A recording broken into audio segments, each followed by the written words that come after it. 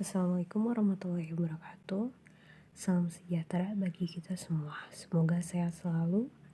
Pada hari ini saya akan menayangkan hasil presentasi yang telah saya buat dengan tema keterampilan mengelola kelas dan membimbing diskusi kelompok kecil di sesi 11. Tujuan perkuliahannya yaitu mahasiswa mampu mengimplementasikan keterampilan mengelola kelas dan mahasiswa mampu mengimplementasikan keterampilan membimbing diskusi kelompok kecil. Menurut Mulyasa dalam Suwarna, halaman 82 tahun 2006, pengelolaan kelas adalah keterampilan guru menciptakan dan memelihara kondisi belajar yang optimal apabila terjadi gangguan dalam proses belajar mengajar. Menurut Darmadi, halaman 6 tahun 2010, tujuan mengelola kelas adalah untuk membuat siswa yang ada di dalam kelas dapat belajar dengan optimal dan mengatur saran pembelajaran serta mengendalikan suasana belajar yang menyenangkan untuk mencapai tujuan belajar. Keterampilan mengelola kelas terdiri dari beberapa komponen, diantaranya yaitu menunjukkan sikap tanggap, memberi perhatian, memusatkan perhatian kelompok, memberikan petunjuk yang jelas, menegur siswa yang bertingkah laku mengganggu di kelas dengan bijaksana, dan memberi penguatan.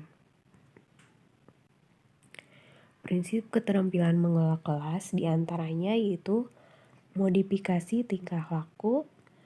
Guru dapat menggunakan pendekatan pemecahan masalah kelompok, menemukan dan memecahkan tingkah laku yang menimbulkan masalah. Menurut Darmadi, halaman 6-7 tahun 2010, ada beberapa peran guru dalam pengelolaan kelas, yaitu pertama, peranan guru dalam pengelolaan kelas adalah memelihara lingkungan fisik kelas, mengarahkan atau membimbing proses intelektual dan sosial siswa dalam kelas, dan mampu memimpin kegiatan pembelajaran yang efektif dan efisien. Yang kedua, peranannya yaitu dalam mengelola kelas sering ditemui kendala-kendala yang dapat menghambat terjadinya proses pembelajaran yang efisien dan efektif. Yang ketiga, untuk menciptakan proses pembelajaran yang kondusif selain menerapkan prinsip-prinsip pengelola, juga kiat-kiat untuk mengatasi kendala tersebut yaitu guru tidak boleh campur tangan yang berlebihan terhadap siswa. Guru jangan sampai kehilangan konsentrasi yang dapat menimbulkan kesenyapan atau pembicaraan terhenti tiba-tiba. Hindari ketidaktepatan menandai dan mengakhiri suatu kegiatan atau guru harus tepat waktu. Kemudian guru harus dapat mengelola waktu, baru hal ini dapat menimbulkan penyimpangan yang berkaitan dengan disiplin diri siswa.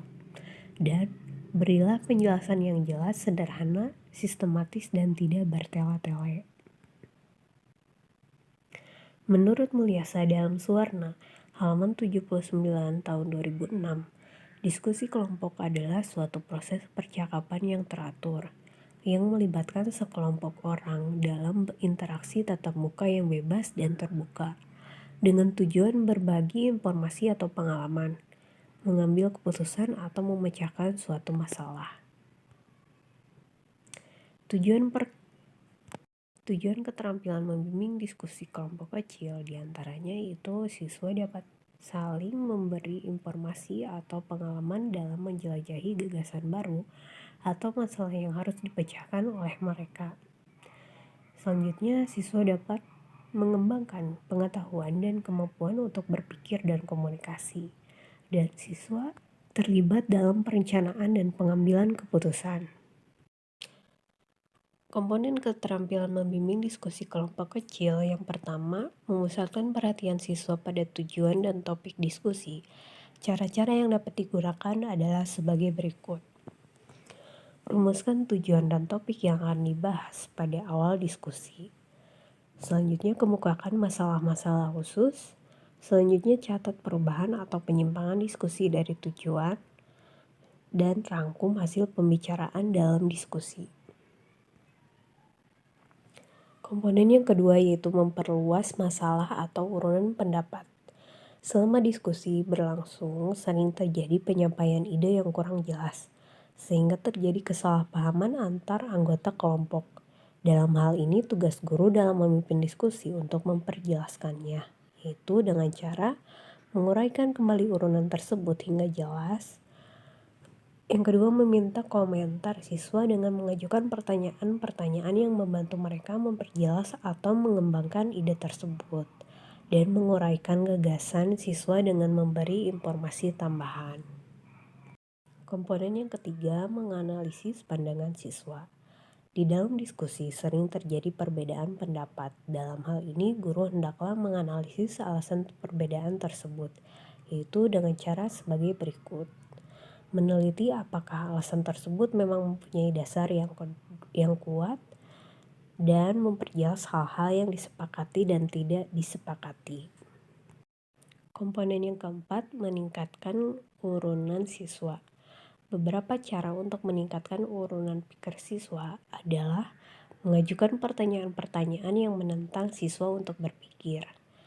Kemudian memberikan contoh-contoh verbal dan non-verbal yang sesuai dan tepat. Kemudian memberikan waktu untuk berpikir dan memberikan dukungan terhadap pendapat siswa dengan penuh perhatian. Komponen yang kelima, menyebarkan kesempatan berpartisipasi.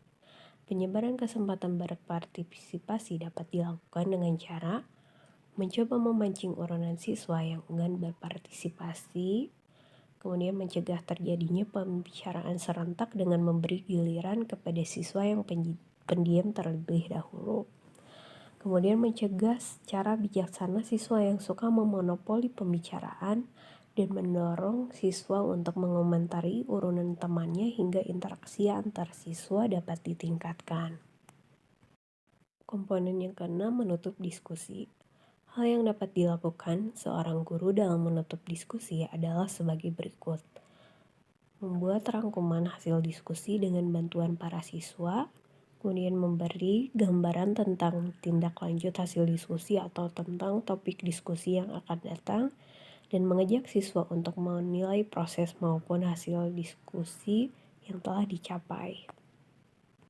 Komponen yang terakhir yaitu hal-hal yang harus diperhatikan dalam membimbing diskusi, diantaranya mendominasi diskusi sehingga siswa tidak diberi kesempatan, kemudian membiarkan siswa tertentu memonopoli diskusi, kemudian membiarkan terjadinya penyimpangan dari tujuan diskusi dengan pembicaraan yang tidak relevan, kemudian membiarkan siswa yang enggan berpartisipasi, kemudian tidak memperjelas atau mendukung urunan pikir siswa, dan gagal mengakhiri diskusi secara efektif. Prinsip keterampilan membimbing diskusi kelompok kecil diantaranya diskusi hendaknya berlangsung dengan iklim terbuka dan perlu perencanaan dan persiapan yang matang. Oke, sekian presentasi dari saya.